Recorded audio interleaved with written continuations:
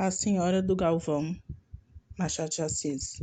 Começaram a rosnar dos amores deste advogado com a viúva do brigadeiro, quando eles não tinham ainda passado dos primeiros obséquios. Assim vai o mundo. Assim se fazem algumas reputações más e, o que parece absurdo, algumas boas. Com efeito, há vidas que só têm prólogo, mas toda a gente fala do grande livro que se lhe segue. O autor morre com as folhas em branco.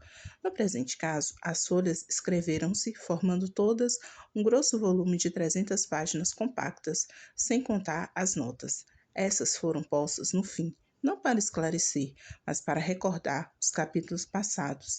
Tal é o método nesses livros de colaboração, mas a verdade é que eles apenas combinavam no plano, quando a mulher do advogado recebeu este bilhete anônimo.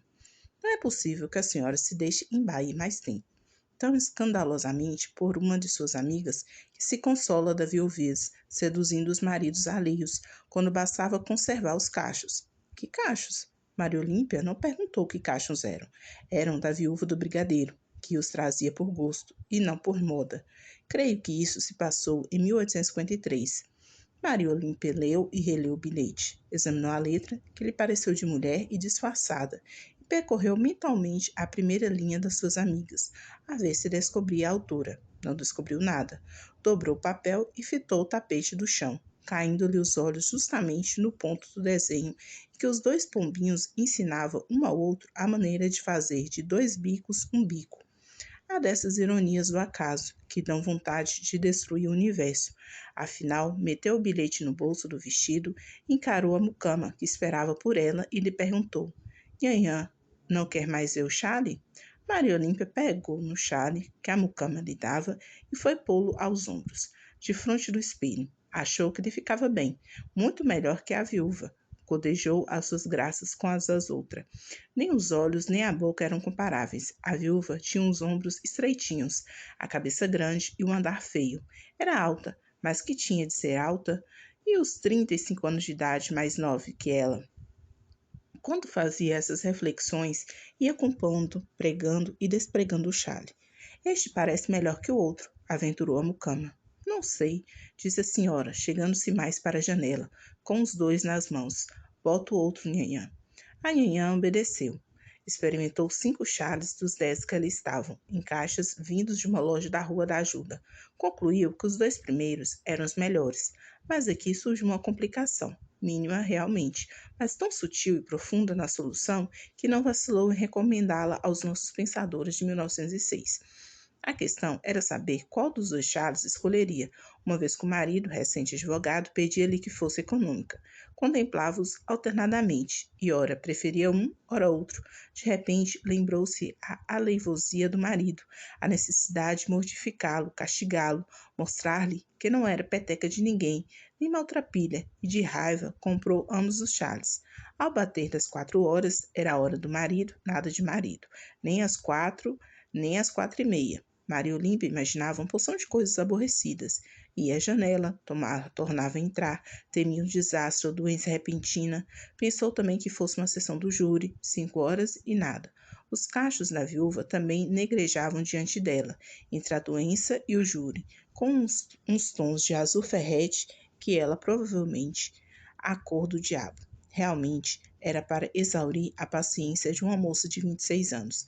26 anos, não tinha mais. Era filha de um deputado do tempo da regência, que a deixou menina. E foi uma tia que educou com muita distinção. A tia não a levou muito cedo a bailes e espetáculos. Era religiosa. Conduziu-a primeiro à igreja. Maria Olímpia tinha a vocação da vida exterior, e nas procissões e missas cantadas, gostava principalmente do rumor, da pompa. A devoção era sincera, tíbia e distraída. A primeira coisa que ela via na tribuna das igrejas era a si mesma. Tinha um gosto particular em olhar de cima para baixo, fitar a multidão das mulheres ajoelhadas ou sentadas, e os rapazes que, por baixo do couro ou nas portas laterais, temperavam com atitudes namoradas as cerimônias latinas. Não entendia os sermões, o resto, porém, orquestra, canto, flores, luzes, sanefas, ouros, gentes, tudo exercia nela um singular feitiço. Magra devoção, que escasseou ainda mais com o primeiro espetáculo e o primeiro baile, não alcançou a Candiani, mas ouviu a Ida e Edelvira, dançou a larga e ganhou fama de elegante. Eram 5h30 quando Galvão chegou. Maria Olímpia, que então passeava na sala, tão depressa lhe viu os pés, fez o que faria qualquer outra senhora na mesma situação. Pegou um jornal de modas, sentou-se, lendo com um grande ar de pouco caso. Galvão entrou ofegante, risonho, cheio de carinhos. Perguntou-lhe se estava zangada e jurando que tinha motivo para a demora, motivo que ela havia de agradecer se soubesse. Não é preciso, interrompeu ela friamente. Levantou-se, foram jantar. Falaram um pouco, ela menos que ele, mas em todo caso sem parecer magoada. Pode ser que entrasse a duvidar da carta anônima, pode ser também que os 2 Charles pesassem na consciência. No fim do jantar, Galvão explicou a demora. Tinha ido a pé ao Teatro Provisório comprar um camarote para essa noite. Davam os Lombardos. De lá, na volta, foi encomendar um carro. Os Lombardos? Interrompeu Maria Olímpia. Sim, canta o La Bossetta, canta a Jacobson, a Bailado. Nunca ouviu os Lombardos? Nunca. E é aí que, porque me demorei. O que é que você me merecia agora? Merecer que eu lhe cortasse a ponta desse narizinho arrebitado. Como ele acompanhasse o dito de um gesto, ela recuou a cabeça. Depois acabou de tomar o café. Tenhamos pena da alma dessa moça. Os primeiros acordes dos Lombardos ecoavam nela, enquanto a carta anônima lhe trazia uma nota lúgubre, espécie de requiem. E por que é que a carta não seria uma calúnia? Naturalmente, não era outra coisa, alguma invenção de inimigas, ou para afligi-la, ou para fazê-los brigar. Era isto mesmo.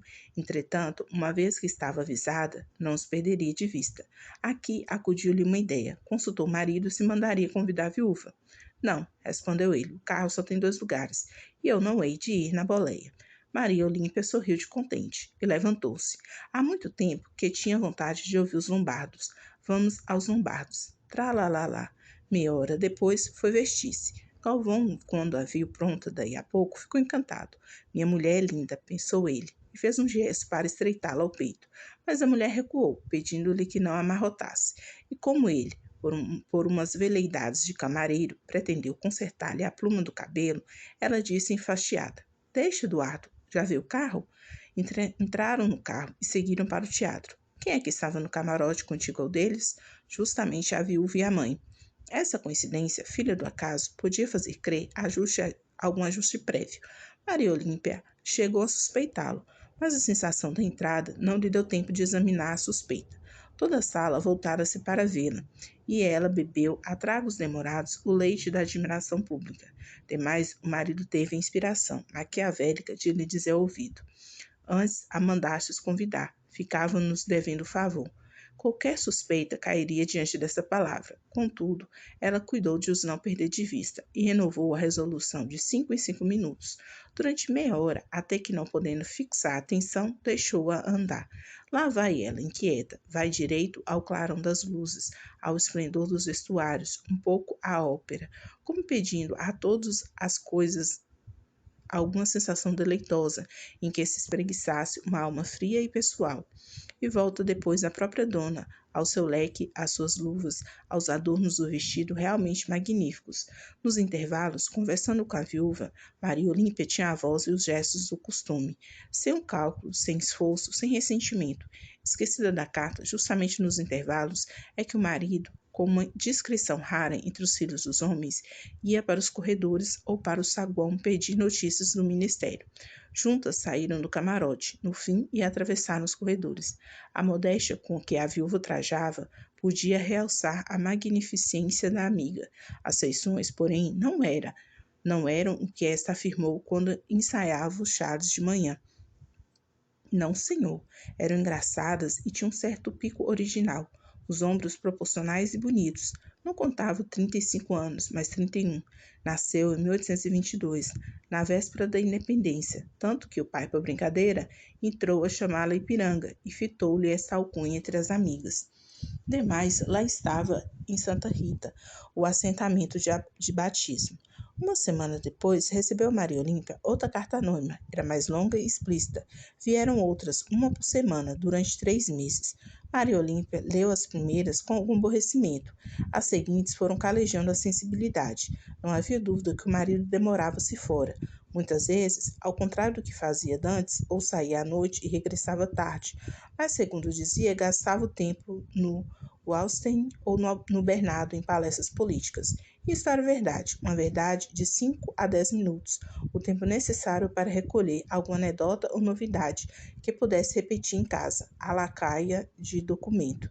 Dali seguia para o Largo de São Francisco e metia-se no ônibus. Tudo era verdade, e contudo, ela continuava a não crer nas cartas. Ultimamente não se dava mais ao trabalho de as refutar consigo. Lia-as uma só vez e rasgava-as. Com o tempo foram surgindo alguns indícios menos vagos, pouco a pouco, ao modo do aparecimento da terra aos navegantes. Mas este Colombo teimava em não crer na América, negava o que via, não podendo negá-lo, interpretava-o, depois recordava algum caso de alucinação, uma anedota de aparência ilusórias, e nesse travesseiro cômodo e mole, punha a cabeça e dormia. Já então, prosperando-lhe o escritório, dava o Galvão partidas e jantares, iam a bailes, teatros, corridas de cavalos. Maria Olímpia vivia alegre, radiante. Começava a ser um dos nomes na moda, e andava muita vez com a viúva, a despeito das cartas, a tal ponto que uma dessas lhe dizia: parece que é melhor não escrever mais, uma vez que a senhora se regala numa comborçaria de mau gosto. Que era comborçaria? Maria Olímpia quis perguntá-lo ao marido, mas esqueceu o termo e não pensou mais nisso. Entretanto, constou ao marido que a mulher recebia cartas pelo correio. Cartas de quem? Essa notícia foi um golpe duro e inesperado. Galvão examinou as memórias das pessoas que lhe frequentavam a casa, as que podiam encontrá-la em teatros ou bailes, e achou muitas figuras verossímeis. Em verdade, não lhe faltavam adoradoras. Cartas de quem? Repetia ele, mordendo o beiço e franzindo a testa.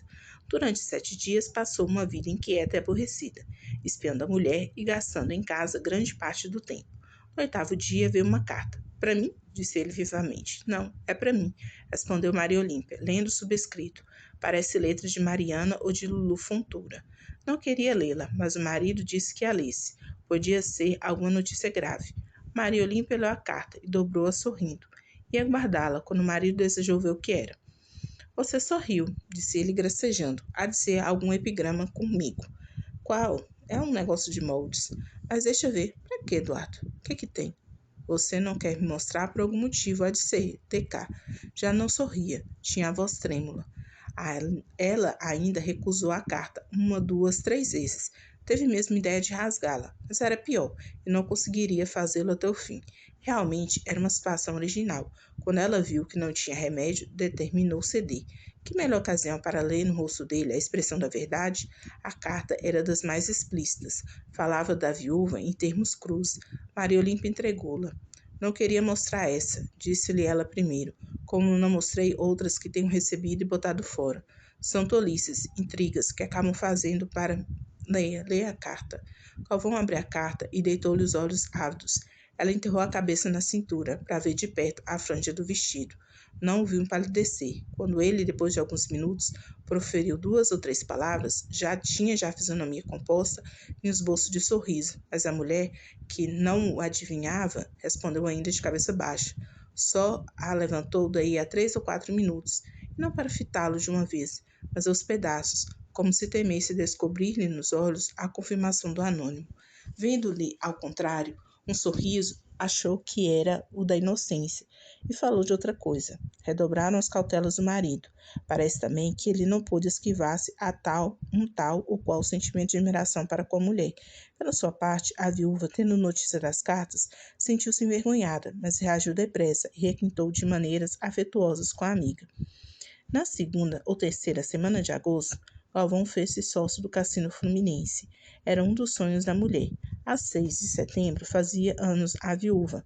Como sabemos, na véspera foi Maria Olímpia, com a tia que chegara de fora, comprar-lhe um mimo. Era uso entre elas. Comprou-lhe um anel. Viu na mesma casa uma joia engraçada, uma meia-lua de diamantes para o cabelo, emblema de Diana, que lhe iria muito bem sobre a testa. De Maomé que fosse, todo emblema de diamantes é cristão. Maria Olímpia pensou naturalmente na primeira noite do cassino, e a tia, vendo-lhe o desejo, quis comprar a joia, mas era tarde, estava vendida. Veio a noite do baile. Maria Olímpia subiu comovida as escadas do cassino. Pessoas que a conheceram naquele tempo diziam que ela achava na vida exterior era a sensação de uma grande carícia pública. A distância era sua maneira de ser amada. Entrando no cassino, ia recolher 9 cópias de admirações e não se enganou, porque elas vieram e de fina casta. Foi pelas 10h30 que a viúva lhe apareceu. Estava realmente bela, trajada a primor, tendo na cabeça a meia lua de diamantes. Ficava-lhe bem o diabo da joia, com as 2 pontas para cima, emergindo no cabelo negro. Toda a gente admirou sempre a viúva naquele salão. Tinha muitas amigas, mais ou menos íntimas, não pouco adoradoras, e possuía um gênio de espírito que espertava com as grandes luzes. Certo secretário de legação não cessava de a recomendar aos diplomatas novos. Assim eram nas noites, assim era nas outras noites, assim foi nesta. Hoje quase não tenho tido tempo de estar com você, disse ela a Maria Olímpia, perto da meia-noite. Naturalmente, disse a outra, abrindo e fechando o leque, e depois de umedecer os lábios, como para chamar a eles todo o veneno que tinha no coração: Ipiranga, você está hoje uma viúva deliciosa. Vem seduzir mais algum marido? A viúva empalideceu e não pôde dizer nada. Maria Olímpia acrescentou com os olhos alguma coisa que humilhasse bem, que lhe respingasse lama no triunfo. Já no resto da noite falaram pouco. 3 dias depois, romperam para nunca mais.